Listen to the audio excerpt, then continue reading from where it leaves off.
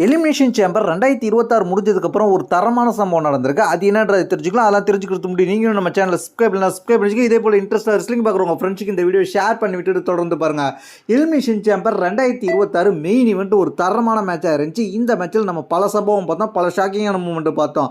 Logan பால் 3 பேரை eliminate பண்ணி dominate பண்ணதை பார்த்தோம். லோகன் பாலை எலிமினேட் பண்ணுறதுக்காகவே செத் ரோலின்ஸ் வந்தார். செத் ரோலின்ஸ் மாஸ்க் மேனை ரிட்டர்ன் கொடுத்து அட்டாக் பண்ணி தெரிக்க விட்டார். இந்த சம்பவம் பயங்கரமாக இருந்துச்சு. மாஸ்க் மேனை ரிவைவல் ஆனது செத் ரோலின்ஸ் வேற லெவலாக மூமெண்ட்டாக இருந்துச்சு.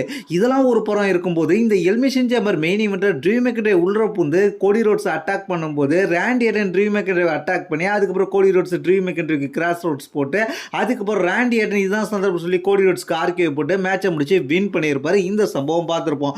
இந்த சம்பவத்து மூலயமா ராண்டி ஆர்டன் ரிசல்மேனியாவுக்கு போயிட்டாரு. அவர் சாம்பியன்ஷிப் மேட்சை நோக்கி போயிட்டாரு. இப்போ இதை பார்த்து என்ன நடந்துச்சுன்னு கேட்டிங்கன்னா, இதை பார்த்து காண்டான ஸ்மாக் டவுன் மேனேஜர் என்ன பண்ணிட்டாருன்னு கேட்டிங்கன்னா, பேக் ஸ்டேஜில் ராண்டி ஆர்டன் வந்து ஜெயிச்சதுக்காக ஒன்று சொல்ல, இந்த இடத்துல ட்ரீம் மேக்கர் எலிமினேஷன் சேம்பர் உள்ற பூந்து அடித்து அட்டாக் பண்ணதுக்காக பேக் ஸ்டேஜில் பயங்கரமாக சண்டை வளர்த்துருக்கிறாரு. அதனால அவருக்கும் வந்து ட்ரீம் மேக்கருக்கும் ஒரு கலவரமாகவே போயிருக்கு. அடிச்சுக்க போயிட்டாரு. விட்டுருந்தா நிக்கில் அடிச்சு என்ன பண்ணியிருப்பாருன்னு கேட்டிங்கன்னா, ட்ரீம் மேக்கர் அடிச்சிருப்பாரு. அந்த இடத்துல பயங்கரமான கான்ட்ரவர்சியாக போயிடுச்சு ரெண்டு பேருக்கும்.